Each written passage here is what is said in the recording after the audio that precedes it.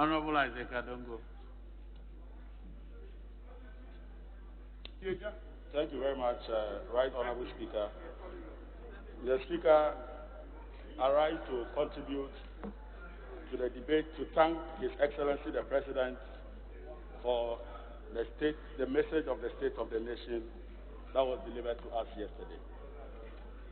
Mr. Speaker, as I sat and listened to His Excellency over the period of the statement, I was lost as to whether the President was presenting the state of the nation or the future of the nation.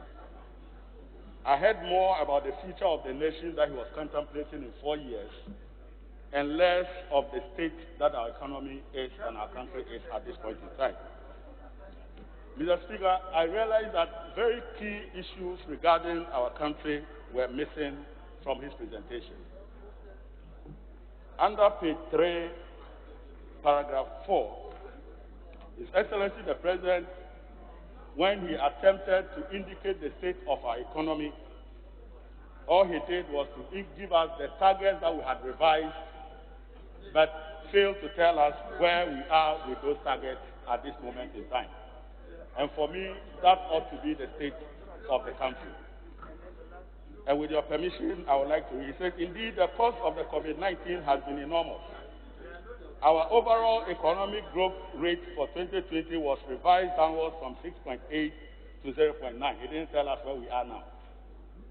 He says the non-oil economy was also revised from 6.7 to 1.6. Where we are, he didn't tell us. He said revenue shortfall was estimated at 13.5 billion, with additional expenditure relating to stemming the tide of COVID-19 estimated at 11.8 billion. Where we are, he didn't tell us. With the combined effect amounting to 25.3 billion, or 6.6% of GDP. Mr. Speaker, everybody would have thought that he would tell us where we are now in respect of these indicators, but he said nothing.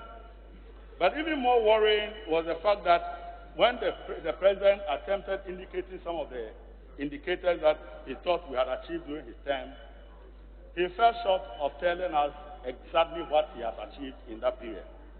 And Mr. Speaker, on the same page, paragraph 2, he says, Mr. Speaker, between 2017 and the first quarter of 2020, and we are dealing with first quarter of 2021, the President is giving us the state as at first quarter of 2020. And he says, we had made considerable gains in the management of the national economy, where we witnessed annual average growth, GDP growth of 7%, single-digit inflation, reduced fiscal deficit with 3 consecutive years of primary surpluses, a relatively stable exchange rate, a significant improvement in the current account with 3 consecutive years of trade surpluses. Mr. Speaker, this cannot be far from the truth. Through the IMF to access the $1 billion relief fund, our indicators were quite clear. Mr. Speaker, we reported that in 2018, our GDP was 6.3%. We reported that in 2019, our GDP grew by 6.1%. And we indicated that 2020, we expect a GDP of 1.5%. Mr. Speaker, no amount of mathematics will give you an average of 7% of GDP growth from a figure of 6.3, 6.1, and 1.5. And yet the President looks us in the face and says that he has recorded an average GDP of 7%. I don't know where that figure is coming from. And that figure is alien to its own, the government's own report that it has published internationally. Mr. Speaker, he also says that we have achieved less than 5% overall deficit in the last 3-4 years. Mr. Speaker, from the same report, we indicate that our deficit in 2018 was 7%. Our deficit in 2019 was 7.5%.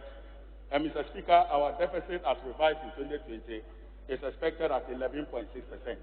So, Mr. Speaker, none of this shows any deficit of below 5%. As a matter of fact, the least that he had achieved from this data is 7%. And 7% is nowhere near a minimum of 5% or less that he has achieved. Mr. Speaker, our primary balance as reported to the IMF also shows that we had a negative 1.4% in 2018, a negative 1.8% in 2019, and a negative 4.1% in 2020. And yet the president says we have recorded primary balance surpluses consistently for 3 years. That is not supported by the facts. And that is where I get very worried. But Mr. Speaker, he talked also about our net international reserves, which has improved. And I don't see how a net international reserve that can support only 2 months would be seen as a better improvement in the economy. But Mr. Speaker, the economy is in a very dire situation. Mr. Speaker, the president was at pains to explain that he was running a robust economy until COVID-19 ravaged that economy. Mr. Speaker, from the data I have just presented, it is quite clear that we are running an economy with underlying severe conditions that COVID-19 just exploited to kill it. And so just like COVID-19, people get COVID-19 and they survive. But others get it and they die. Our economy is in this state because of the underlying conditions that we're hiding from the true state of our economy, which was an economy that was running unsustainable deficit, an economy that was running unsustainable GDP growth, an economy that was running unsustainable deficit in primary balance. And all of this was clouded as positive development. And COVID-19, exploiting these underlying conditions, decided to now finish our economy. And the earlier we realize that, the better. Mr. Speaker, His Excellency says that he is going to revive this economy by introducing what we call a 100 billion of our Tampa program. And Mr. Speaker, under page 5, paragraph 1, he says, Mr. Speaker, the pandemic has exposed the need to expedite the process of moving Ghana to a situation beyond aid. That is why government has developed and is currently implementing the 100 billion CD Ghana Cares or Batampa program to transform the economy, revitalize the economy, and to achieve a turnaround in the economy. Mr. Speaker, in 2020, His Excellency the President just spent 108 billion Ghana cedis. And he did not transform the economy with 108 billion in 1 year. How does that 108 billion now spent over 3 years revive an economy like that? And so quite clearly, the 100 billion is chicken feed for a government that is used to spending 100 billion in 1 year. And yet we are being told to have hope that this time around, that same 100 billion that we spent in 1 year, when it is now spent over a period of 3 years, something meaningful will come out of it. Mr. Speaker, I have no hope that the 100 billion of our Tampa program will deliver any success in turning around the economy. But Mr. Speaker, the President spoke extensively on digitization of our economy. And His Excellency said that Ghana has made monumental progress in formalizing the economy and digitizing government services. Mr. Speaker, there are very easy international standards for measuring digitization and its impact on the delivery of government services. When you digitize an economy and you formalize the economy, such as computerizing and improving port services delivery, such as improving land administration and how people can acquire land and register them, such as improving registration of vehicles at DVLA and licensing regime, such as improving the issuance of passports, it is very, very easy to determine the impact of those activities and to be able to tell whether there was success or not. Mr. Speaker, the World Bank has a very simple measure called the ease of doing business. When you computerize government services, you reduce the bureaucracy and eliminate human intervention in the delivery of government services, which in turn... Member, hold on.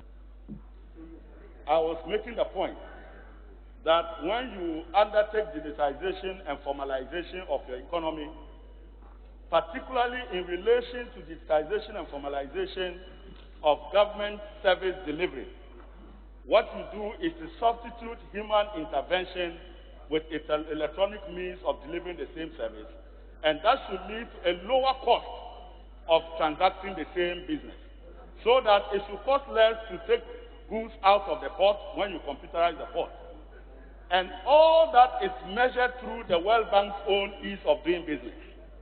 And Mr. Speaker, the performance of this government under the World Bank Ease of Doing Business makes mockery of any talk of digitization and formalization of the economy. Mr. Speaker, in 2020, we performed 118 points on the ease of doing business. Mr. Speaker, in 2019, we did the same 118. In 2018, we performed at 114. And Mr. Speaker, in 2017, we did our worst at 120. And here, the lower the mark, the better. His Excellency John Dramani Mahama, over the period, his worst performance was in 2016, and that was 108. And it is clear that John Mohammed's worst of 108 is better than Akufo-Addo's best performance of 140. And yet, the President says that His Excellency John Dramani Mohammed's economy was rudimentary, it was manual, it was not formalized, delivering business services, than the one that is digitized and formalized. Where do you see this type of analysis? Except under His Excellency the President, Nana Addo Akufo-Addo. Again, Mr. Speaker, there is a major measure of the efficiency of digitization through what we call the Corruption Perception Index. And Mr. Speaker, Corruption Perception Index, as I referred to, is different from the Afro Barometer, which talks about political corruption, such as PDS and the rest. This talks about how businessmen who operate in Ghana and other countries, such as multinationals, have to pay bribes in order to transact business in other countries. And always the Transparency International allows these business executives to evaluate where they spend more bribes in order to access the same service. So how much bribes do they pay to clear 40-footer container from the port of Ghana compared to Nigeria, compared to South Africa and Zimbabwe? And Mr. Speaker, our performance under His Excellency the President is very shocking. Mr. Speaker, the worst performance of His Excellency John Dramani Mahama was 43 in 2016.